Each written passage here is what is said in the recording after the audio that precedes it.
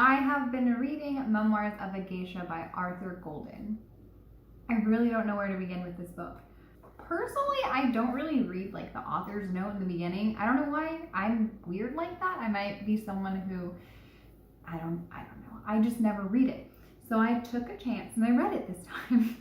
So what I learned in the author's note was that it was a translator's note, and the translator knew of the main character of the story, who the story is based off of an actual person's life in Japan as a geisha, growing up, and her story, experiencing everything. So this takes place in Japan, and this young girl, just two things, certain disclaimers for this book. This is not for kids to listen to, this is not for kids to read, this isn't for people who don't want to see that side of the world and not go into it with an open mind. I don't agree with a lot of the stuff that happened in this book. It happens in real life still, and it happened in real life back then. I don't find it okay, but we're going to be talking about it. So if that doesn't deter you from hearing about or reading about Memoirs of a Geisha, welcome. I am Joelle, and I'll be sharing with you what happens in Memoirs of a Geisha.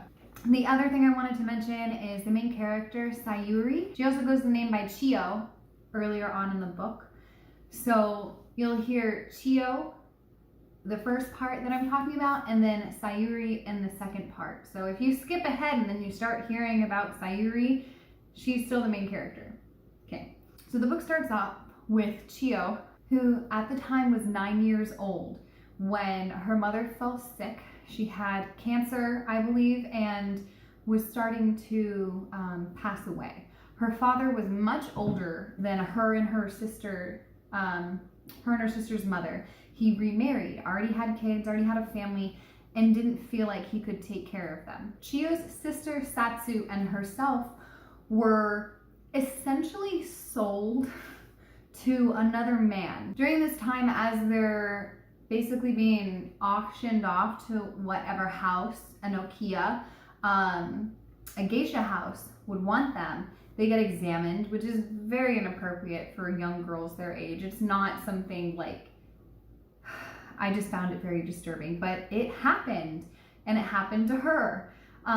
So Chiyo ends up getting separated from her sister. They don't get sent to the same house. So I could only imagine the trauma a 9-year-old girl is having, being separated not only from her mom, her dad, but her only sibling, her 15-year-old older sister. Chiyo gets to meet a couple different women who are staying in the Okiya as her.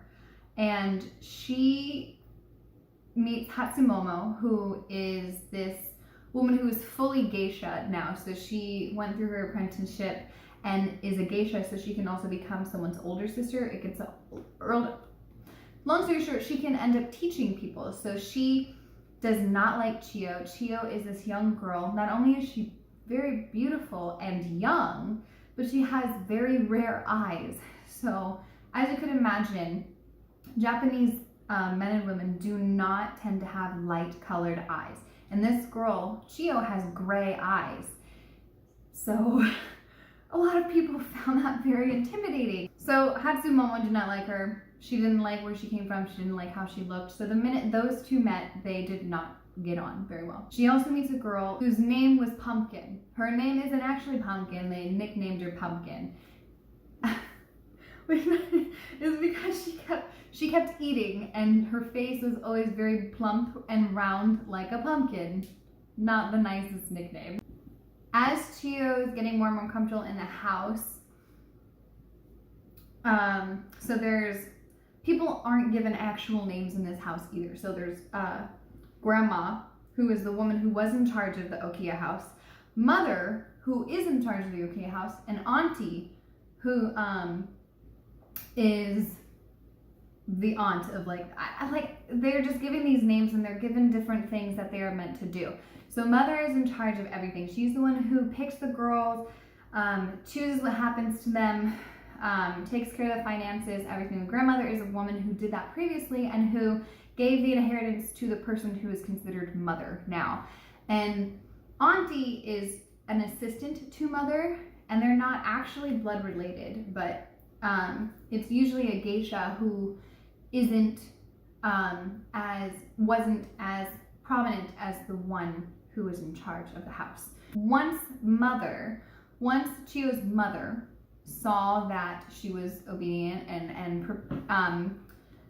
and being very well behaved, she ends up sending her to a geisha school. Now in the book it also tells me, and this is so weird, some girls are picked at the age of 3 to be a geisha.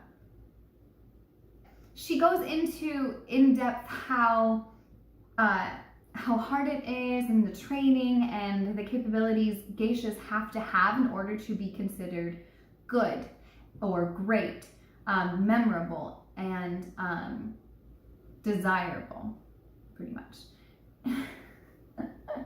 I feel so weird talking about this as if it's like something really cool. It's a culture I don't understand, a culture I am very grateful to have learned about, but something I don't see right. And I had a lot of things in my mind that just did not feel right and did not sit well with me reading this. So Chiyo's doing well, she's going to school, she's not doing great, but she's doing well. She's confused. She's been thrown into this world that she didn't even know really existed, or didn't know the process of how it worked. And I get that. I mean, I wouldn't know what to do either if I was a 9-year-old girl put into a home that no one really treated me kindly. Like, everyone was kind of like out for themselves, and very few people in this book actually were nice to her just to be nice to her. So Hatsumomo, the woman who does not like her very much, tells her that she knows where her sister is, Satsu, and she has her do a pretty mean thing, which was ruin another woman's kimono. Kimonos were the outfits for geishas. So some women had many, some only had a few, and Hatsumomo was very jealous of this other woman, so she decided to have Chiyo help her destroy a kimono. And of course, Chiyo's the one who gets in trouble.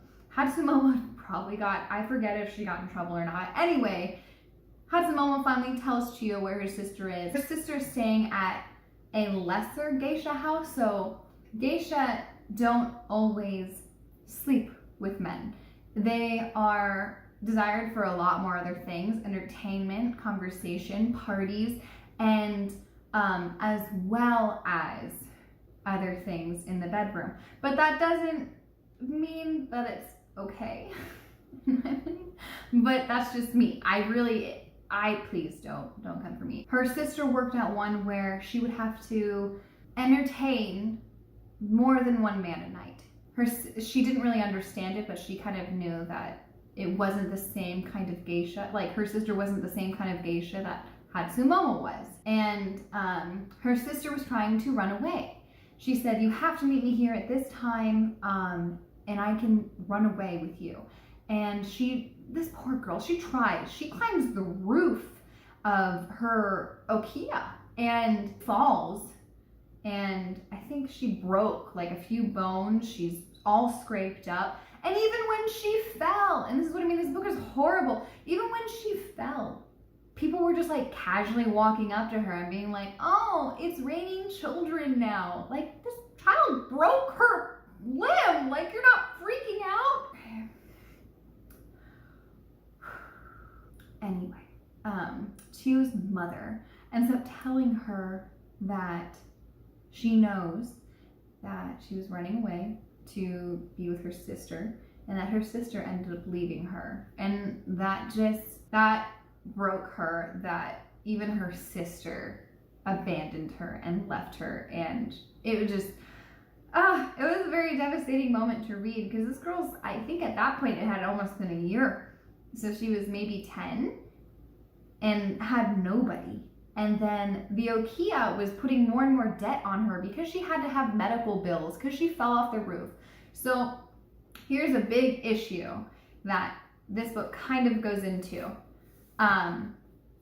This girl was bought by the Okia house, by the mother, and it was a set price. So she bought her, let's just say she bought her for like 300 yen, okay? And then they have to feed her. So they also put that on her debt. They have to bring her to school. They put that on her debt. They have to pay for her like training to be a geisha by like a sister if someone was to want to teach her. They put that on her debt because that's how they make their money. That's how they make them theirs. And I just couldn't, once I read that, it was very, very disturbing to me. Like, this child didn't choose that. She didn't pick to do this. But then she's raised to believe that that's normal. Like, I loved the book. It was just really hard to be okay with that. I don't know. Anyway, on to the next. Maybe about a year or so later, no, about 2 years later, she's 12, and she meets a man named the chairman. Now, in this scene, the way that she meets the chairman, he is the only man that's nice to her. She's crying on the bridge. She's upset. She's frustrated. She's just having a terrible life at the moment. She's miserable. Hatsumomo's treating her bad. Mother's treating her bad. She's being worked to the bone to just maybe make half the, I don't even know. I don't know how the money works there, but she's making like less than anybody else in that house to pay off her debt. They're not even bringing her to geisha school anymore because she's so expensive, and they don't see a value in her being one anymore since she ran away. Sorry, that was a mouthful. Anyway, this little 12-year-old girl is crying on a bridge. This man is in a small group with businessmen and with geisha around them. He stops, notices that she's crying, and makes her feel better, makes her feel happy and whole, gives her purpose. So he gives her a little money, makes her smile. I think he gives her food too. At that point in the book, she realized, I'm going to be a geisha. One way or another, I'm going to do this. So she takes the money that she was, she could probably have put towards her debt or fed herself with. She goes and puts it in a temple. Again, terminology, I'm sorry. She goes and puts it in a temple to pray that she would somehow meet the chairman again and be a geisha. Again, a few years later, I think she's maybe, this is like a year or so later, 13, 14. She's kind of getting into the rhythm of things. She's getting very familiar with her life as it is. And one day, she meets a woman named Mamea. I'm so sorry. I can't say this name. It's a beautiful name, but I don't know if I can say it. So she goes and meets Mamea, who tells her that she wants to train her. And Mamea is the woman whose kimono she ruined, that Hatsumomo made her destroy. So Chio thinks she's out to get her, thinks she's gonna ruin her life even more than Hatsumomo has. But Mamea is being like 100% here. She's not lying. So spoilers.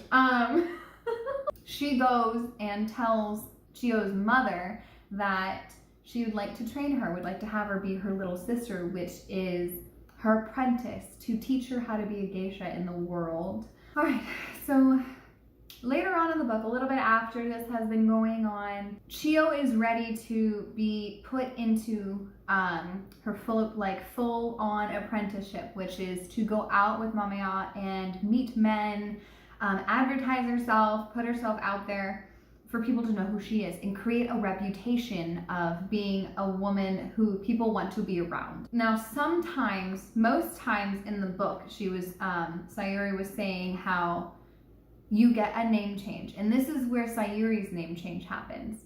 So she went from Chio to Sayuri, and Mamea gives her the name. Usually your bigger sister gives you a new name relative to their name, but Mamea thought that that was a better name for her than something to have pulled in with her actual name as well. So Sayuri is now the name we'll be using. And Mamiya brings Sayuri to a sumo match. She's brought her to like a bunch of different parties to meet other men. She has her go meet this man named Nobu. And Nobu is, I don't really know what happened to him, but he has like a burn all on the side of his face. And it puts notions that he's also missing an arm, but then it doesn't really like flat out say that he's missing an arm. Anyway, this is a man who looks very different than what most people would have seen every day. And she was definitely very stunned. But not only was she stunned about Nobu, she was stunned that the man sitting next to Nobu was the chairman, the man that she met a few years ago, who she fell in love with like instantly, which is just crazy. Mamiya gives Sayuri a chance to get to know Nobu, and she really doesn't want to at first. And then she realizes, well, if I just act like he's the chairman, okay, it was just so weird. So instead of accepting him for who he was, she's like, I'll just pretend he's someone else. Which I get it, because in her circumstance, in the way that things are, I mean, this whole book is just. So Mamiya has her get to know him to really want her, and he does. He really likes Sayuri. Sayuri was probably the only person, in the book, she even stated, Sayuri was the only geisha he ever asked back, and rarely did a geisha not cry when they met Nobu. And she was able to make him laugh, have an actual conversation, and understand the kind of conversations he wanted to have, like the way he wanted to be talked to. And she got that. She understood it, and she did it. So this is the disclaimer part. This is the part that gets really, really weird. And as I'm going into it, I'm not going to go crazy into it, but I don't want, you'll know. All right, on to that weird part. Let's go. When a woman is going to give away something, as a geisha, you bid that something, and the highest bidder wins that something. Mamiya wanted the two bidders to be Nobu and this doctor, Dr. Crab. What a name. Dr. Crab ended up winning the bid, and there's like this whole drama where like Hatsumomo was making it so people thought Sayuri wasn't a virgin. She was, and Dr. Crab only wanted that. So when he found out that she wasn't, he's like, I'm out. And then finding out that she was, he's like, okay, I'm back in. Yeah. And this is a grown man, older than like 30. He's like, Anyway, he wins the bid. Sayuri is definitely not the age to be consenting to that. So this is the part I want to describe because it's so weird. I'm not going to go into detail about everything, but here's how it plays out. Dr. Crab and Sayuri are in a room together. He lays a towel down for her to lay down. He has her lay down, and what he does is he shows her a box of little tiny vials with pieces of cloth in them, with stains on them, and like tries to make her feel comfortable and says, tries to calm her down because this is very scary for her. She doesn't know what the heck is happening. It happens, and then after, sometimes women bleed, and for her she did, and what he did was take the cloth from underneath her, cut it, and put the tiny little piece in a vial and put her name on it, and then put that in the box. He had a box full of cloths with blood from the women. No, like that's just disturbing. I can't. Anyway, now that part is out of the way.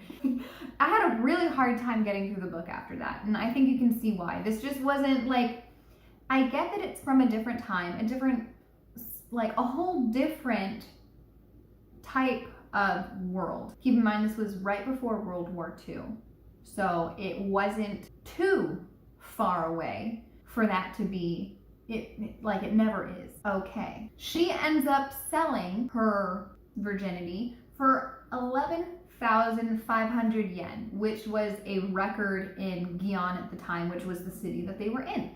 So she's like this record-breaking geisha, pays off her debt too.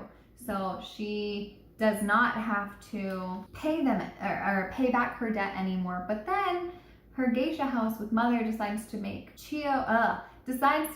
Sayuri her inheritor. So not only did she break a record, but she also inherited the entire geisha house that she'd been living in. And Hatsumomo wasn't very happy about this because she wanted to inherit it. So Hatsumomo eventually gets kicked out, isn't allowed in there anymore, and I feel that was a story I actually would have really loved to know about, is Hatsumomo, because she was a very cruel character, but somebody that I felt a lot for. I don't feel like she had a choice to be who she was either. And she was said to be this very beautiful, there's a huge bug. Hi. Nice to meet you. Okay, good. She just was somebody I would have really liked to know more about. And I don't feel like her story ended really well for her, which is just, I don't know. I feel really bad for a lot of these women, because especially seeing the side where Sayuri's sister, Satsu, was really being forced to do that over and over again every night. Sayuri is told to get a Dana, which is basically like a sugar daddy. Seriously, the man just pays for your stuff. That way, whenever he does come into town, into Gion, he gets her time, but then she can spend her time with other people when he's not there, and he just gets her time when he's there, which, I mean, she goes with this man named the General. Now, in this book, the men in this book do not have actual names except Nobu. Nobu is the only guy that actually has a name. Everyone's like Mr. or Doctor or the something, the General, but you don't actually know his name. I don't even know if she ever knew his name. This man, she didn't really like him at all. She did not like him at all. And Nobu was very upset about that because he wanted her. He actually cared for her. This was the one guy that I was like, sure, I'll actually root for you because you don't seem to be a complete jerk. I felt like he really cared for her. Now, do I think the way he lived was right? No. But he never once tried to sleep with her unless he was going to be her Dana. He wanted her and only her, and he wanted her to want only him. That was the only thing I liked about him. And later on in this book, World War II happens. And it begins, Yon is thinking they'll be okay, and then of course, they are not. So Sayuri and everybody in her geisha house have nowhere to go. They're losing money. They have to close it. People are leaving. And she runs into Nobu. He says he has a place for her to stay. And this is another reason I actually really liked his character. He truly was I saved my best resources to put you somewhere that I know you're going to be okay during this war. And he brought her there to this family. So this was a part of the book I actually really enjoyed, and I wish there was more to it. So during the entire span of World War II, between Japan and the United States, she stayed with this family, and she talked about the struggles and how food was scarce, what they had to do in the times that they were really struggling even more, to the point where there wasn't any food at all, the kind of work she had to do, and just how different of a life it was. It was even scarier than how she lived with her parents in the beginning when she was Chio. It was, I think it was beautifully written, and it really opened my eyes to how some of these people probably passed away, because it was just awful. And they could see the smoke and the sun and the ashes of bombs just surrounding them. I could not, I really couldn't imagine. And that was just, it was beautifully done to where I felt like I was there, and I felt like I was Sayuri experiencing my home being destroyed. It was crazy. Anyway, I'm done fangirling about that part. Long story short for this part, Nobu comes back, tells her it's gonna be okay. Businesses are starting to open up again when they're making deals with American soldiers and the people in charge of their country now. So Nobu and his business with the chairman, they're doing well, but they also have to kind of wiggle their way in a little bit further to make sure that their business stays afloat during what's happening. And what ends up happening is Nobu asks her to pick 2 other geisha to entertain a man named the minister. And the minister is the person that is going to help their business with everything that happened during World War II and how it's going to help them stay afloat, how to improve, how to do better, how to go on. I'm sorry. This was like a really emotional part. And it was one of those things where it felt like I felt like I was reading a soap opera. It was crazy. Let me break it down. I'm sorry. I'm ridiculous. Sayuri is thinking that Nobu is going to ask her to be with him so that way he can be her Donna and finally be with her and spend his life. Like sometimes Donnas last forever, sometimes they don't. Sometimes they have like a certain time frame. But you could tell he really wanted Sayuri, really cared for her. And she still did not, after everything he did for her, which I get it. You shouldn't love somebody because you have to. You should love somebody because you want to. But this girl comes up with a plan to sleep with the minister and have Nobu accidentally find them while they're having relations. And she goes and tells Pumpkin this, because Pumpkin and Mamea are the 2 women that she chose to have as her helpers to entertain the men. And she, oh my God, like she goes, I really can't. Pumpkin goes and brings the chairman instead of Nobu because, you know, like this girl knew what was up. She knew that Sayuri liked the chairman, not Nobu. So Nobu did find out though because the chairman told him. And I just can't. Sayuri goes up to Pumpkin and is like, why would you do that? And then she's like, you took everything from me. This was this was supposed to be my life and you ruined it. Like World War II wasn't going to happen anyway and that she wasn't helping her. Like, I don't know. It was just one of those things where it was like, but then here's the kicker. Here's the best part. So Sayuri goes on being sad, like she has nobody now, and then she meets up with the chairman eventually at the end. Okay, here we go. So this is where everything happened.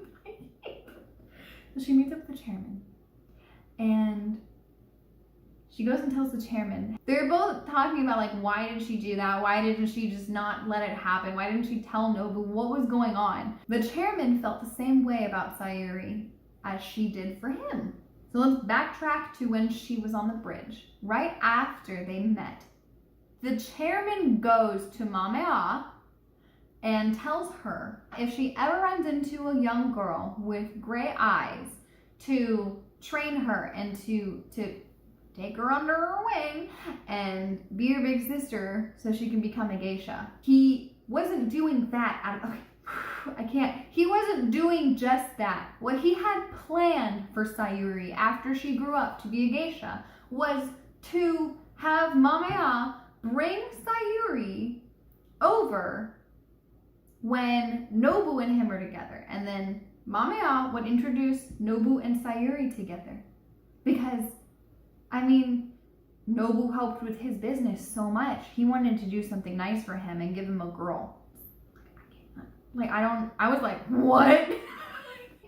I can't. I don't get it. I was like, this is so sweet. This is so romantic. Oh, no. So after that, she's like, well, I love you and I want you. And he's like, well, I want you too.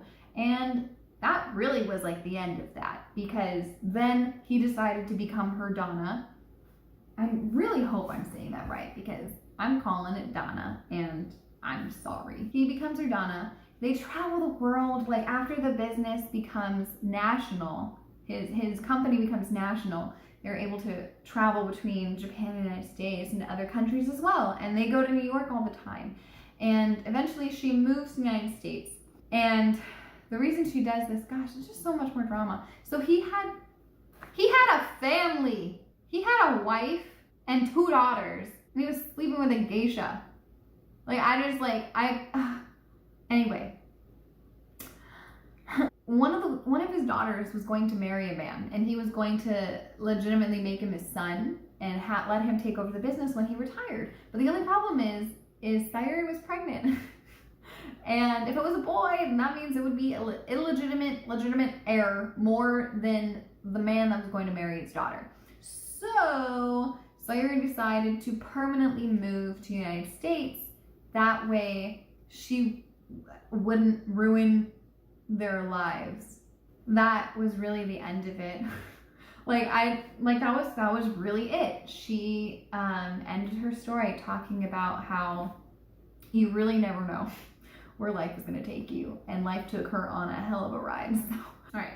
With all that being said, I enjoyed the book. I really did. It just was one of those books that I didn't expect to get that kind of information from. I'm glad I did, because I love the movie Memoirs of a Geisha. So there's the book, and then there's a movie, which I've watched countless times, but there's a lot of things in here that they didn't put in there, and you know why now. Yeah, because nobody would have watched it if they knew what half the things were in this book. I appreciate the culture shock and the eye-opening experience that I got to have. I never would have thought that this is how life could, would, and probably was for them. Do I recommend this book? Yes.